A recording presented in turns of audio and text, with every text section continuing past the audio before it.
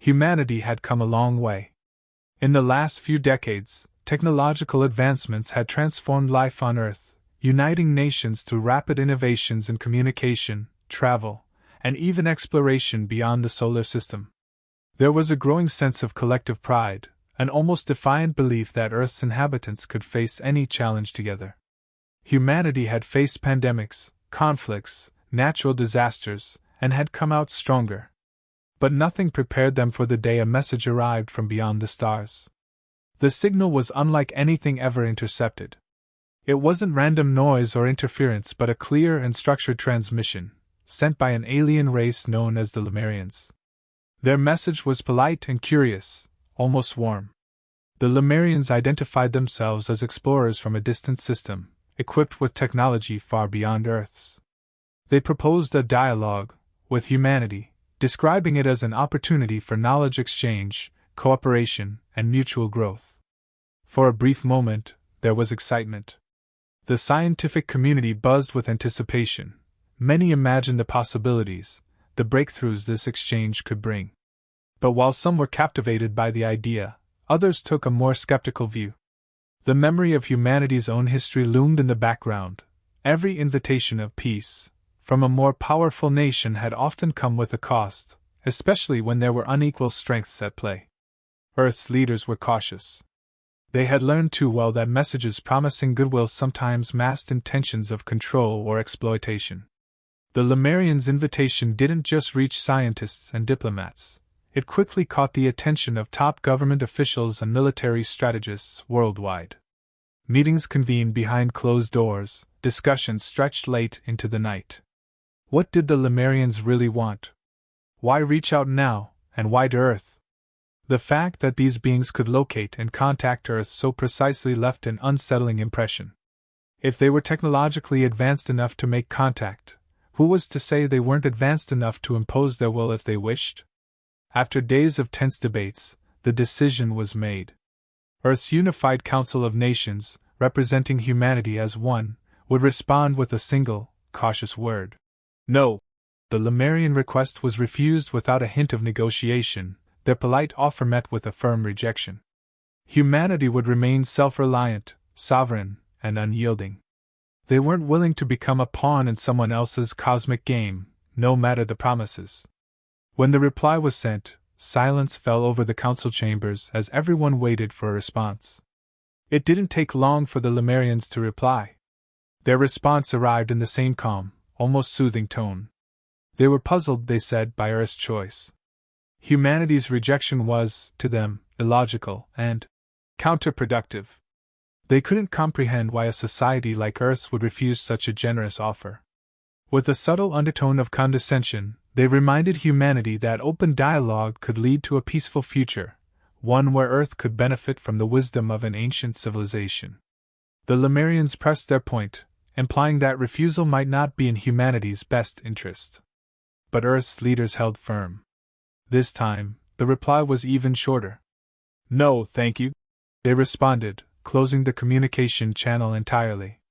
Behind closed doors, Earth's leaders braced themselves. They'd read between the lines. The Lemurians' persistence hinted at something more than mere curiosity. The condescension, the refusal to accept humanity's response, these were red flags.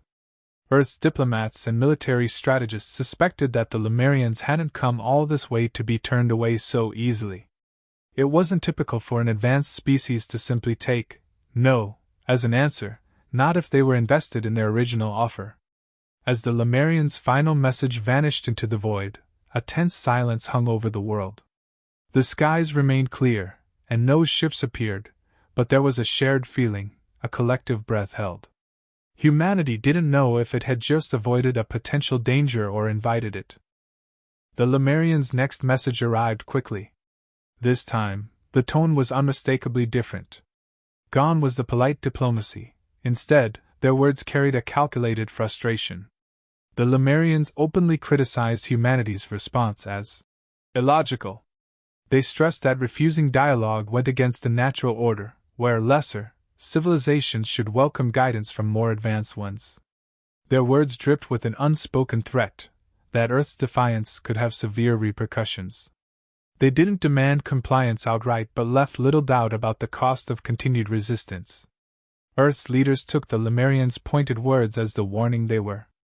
The top brass in every military branch across the world initiated emergency preparations, rolling out defense protocols reserved for the highest level threats. Satellite networks shifted focus, surveillance increased, and nuclear defense systems were quietly tested and recalibrated. Governments issued subtle advisories to their citizens, advising caution without sowing outright panic. In cities, people could feel the tension in the air. Some citizens took the news with a grim resolve, defiant in their distrust of alien promises. Others were visibly worried, sensing that humanity's refusal had brought them to a dangerous edge. Within government circles, heated debates erupted. There were voices of caution, officials and diplomats who suggested a more tempered approach, fearing that Earth's blunt refusal might provoke an alien force they had no hope of overpowering. They urged the Council to reconsider, to perhaps engage in limited dialogue, hoping to find a compromise that wouldn't cost Earth its sovereignty. But the majority were resolute. Humanity would not be coerced into submission by anyone, no matter how advanced or powerful. For the first time in centuries, all nations stood as one, united by a shared understanding. They would not let an alien force dictate the course of Earth's future. With tension mounting, the Lemurians issued their final message, one that left no room for interpretation. Their tone was flat, clinical, and cold. They urged humanity to reconsider its position immediately, emphasizing that continued resistance would necessitate what they called a corrective measure. It was their way of presenting an ultimatum, couched in the language of inevitability. Earth's leaders read the message with grim faces. The Lemurians' words betrayed an assumption of superiority, a presumption that they had the right to override humanity's choice. But Earth wasn't about to bend to intimidation. The final response from Earth was defiant, brief, and unwavering. Every word was a declaration that humanity would not surrender to threats, would not compromise its autonomy. The message was sent, and within hours, the world received its answer: an invasion was imminent. The Lemurians had made their decision. They would impose their will on Earth to correct humanity's insolence. In the wake of the Lemurian declaration, Earth's defenses went into overdrive. International intelligence networks coordinated like never before, sharing critical data on every potential vulnerability. The skies were scrutinized, space monitoring stations stayed on high alert, and the world braced itself for an encounter unlike any it had ever known. Humanity's defiance had crossed a line, and they were about to face the consequences head-on. Yet, even in the face of overwhelming odds, the collective resolve held firm. Humanity had been warned, but they had chosen their path, and they were ready to fight for it. The Lemurian fleet appeared without warning, descending into Earth's orbit with an overwhelming show of force. Their ships, massive and sleek, hovered ominously, casting shadows over the cities below. Their technology was light years beyond anything humanity had seen, vessels that defied gravity with ease, shimmering with defensive shields and glowing thrusters. The Lemurians' message came quickly, giving humanity one final chance to submit. But Earth's response remained unyielding. The reply was defiant, resolute, and short. "We will not surrender." The invasion began immediately. Lemurian ships opened fire, targeting major cities and military bases across the globe. Earth's forces sprang into action, responding with coordinated defenses that had been prepared for this moment. Space-based weapons and ground defenses came alive, launching missiles and high-energy blasts toward the alien ships. Earth's leaders had known they couldn't match Lemurian technology directly, so they turned to creative, asymmetrical strategies to make up for the technological gap. The Lemurians had anticipated a quick submission, but instead, they encountered a relentless resistance. Earth's defenses were more robust than they had expected, with layers of ground-to-air missiles, orbital satellites, and cyber systems all operating in tandem. Skilled hackers infiltrated Lemurian communications, jamming signals and sending false information back to their command systems, slowing down their coordination. On the ground, civilians and soldiers alike fought with determination, uniting in the face of a common threat. The first waves of attack were devastating. Major cities suffered significant damage as the Lemurians targeted infrastructure and strategic locations. Iconic skylines were reduced to ruins in minutes, but humanity's spirit remained unbroken. Rescue teams pulled survivors from debris, medical personnel worked tirelessly, and communities organized to provide food, shelter, and support. Despite the destruction, there was an unshakable sense of purpose. For every city that fell, another pocket of resistance rose. As the Lemurians pressed their advantage, they began to encounter tactics they hadn't anticipated. Human ingenuity came into play in unpredictable ways. In one region, engineers hacked into dormant satellites and repurposed them as improvised weapons, sending bursts of radiation toward Lemurian ships. In another, pilots lured alien vessels into narrow valleys, where Lemurians couldn't maneuver as effectively, allowing humans to strike vulnerable areas. Soldiers used drones, decoys, and guerrilla tactics, launching sudden ambushes and hitting the Lemurians in ways they couldn't predict. In every corner of the globe, people adapted to the Lemurian onslaught with a mix of resourcefulness and sheer grit. Civilians joined in, building makeshift barricades and setting up hidden traps for ground forces. Engineers, scientists, and programmers volunteered to crack Lemurian tech, deciphering weaknesses and transmitting that information across battlefronts. Humanity became a single, united force, drawing on every skill, every ounce of creativity, and every scrap of courage. With each passing hour, the Lemurians found themselves bogged down by Earth's relentless defenses. Humanity had transformed the battlefield into a chaotic, unpredictable environment, one where every inch was hard-won and every loss stung. Earth wasn't giving up, and the Lemurians, for all their technology and power, couldn't crush the human spirit that burned brighter with every act of defiance. As the battle stretched on, Earth's forces began to recognize a crucial flaw in the Lemurian strategy. Their ships, while technologically superior, moved in rigid patterns, relying on formations and protocols too inflexible to adapt to the chaotic, shifting tactics of their human adversaries. Humans, by contrast, thrived in chaos. Earth's commanders, seeing an opportunity, coordinated attacks designed to disrupt the Lemurians' carefully structured movements. By drawing their ships into ambushes and then retreating unpredictably, Earth's forces turned the Lemurians' own rigidity into a disadvantage, leaving them struggling to respond. The civilian population, too, had become an integral part of the fight. Engineers, hackers, and everyday people joined forces with military strategists, contributing their skills wherever they could.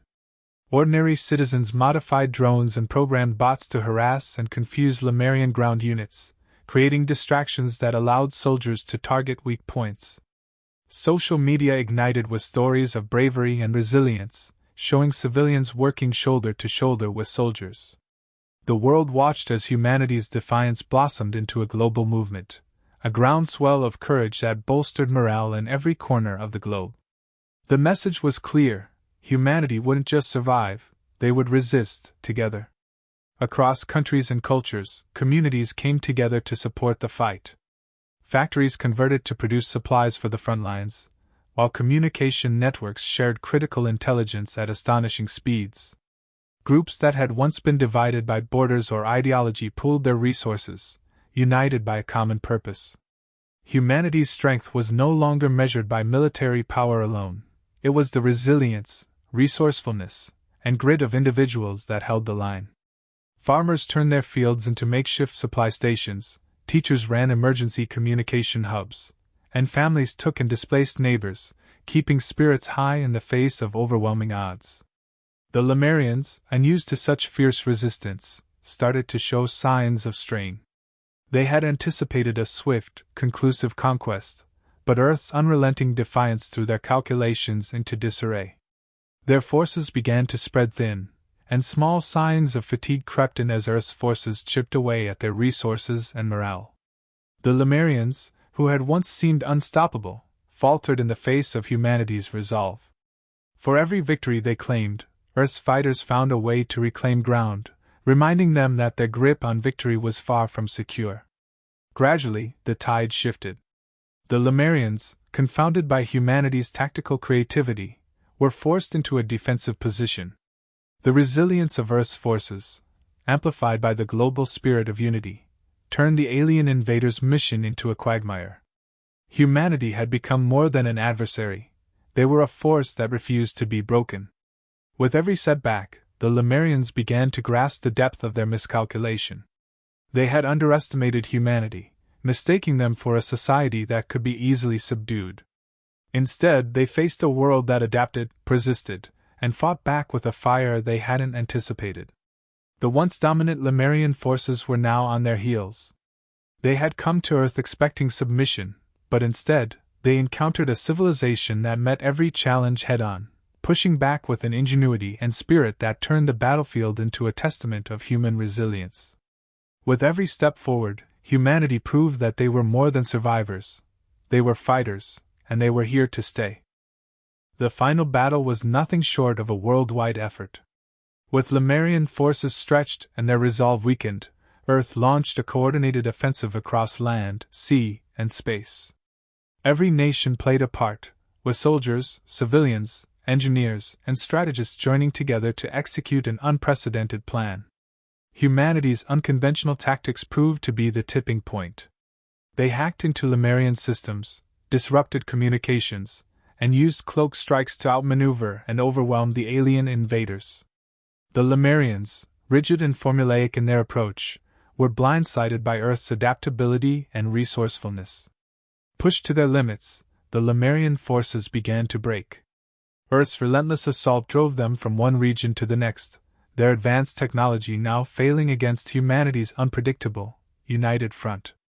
In a final attempt to salvage their mission, the Lemurians regrouped for a last stand, but Earth's forces had gained too much ground and momentum. Ordinary people continued to contribute, civilians joining as makeshift engineers, soldiers, and medics, keeping the spirit of resistance alive. The Lemurians could no longer keep up with humanity's relentless resolve. After a brutal day of fighting, the Lemurian command signaled a retreat. Their ships, once a looming threat over Earth, pulled back and began their journey home, defeated and humbled. They left behind a message, cold and clipped, vowing never to underestimate Earth again. Though humiliated, they conceded humanity's right to independence. As their last ships faded from view, a sense of triumph and relief swept the globe. Earth had not only survived the invasion, but had defended its autonomy against a power that once seemed unbeatable. In the days that followed, Earth's leaders and people reflected on what they had achieved. They had faced an existential threat and emerged victorious, and the scars of that battle would forever be etched into the planet's history. But more than the wounds, there was a sense of pride. This experience had proven that humanity's strength lay in its unity, courage, and refusal to bow to intimidation. Leaders convened to discuss new protocols for handling alien contact, determined to be prepared for any future encounters, whether hostile or peaceful. They recognized that the galaxy held both dangers and potential allies, and they resolved to approach it with caution, but also with open eyes. As Earth rebuilt, a new hope took root among its people. The invasion had transformed humanity, giving them a clearer sense of purpose and resilience. They were no longer the same civilization they had been before the Lemurians' arrival. Now, they looked to the stars with a bold spirit and a readiness to defend their freedom against any challenge. United as one, scarred yet strengthened, humanity was prepared to face the unknown, no longer just a voice among the stars but a force ready to be reckoned with.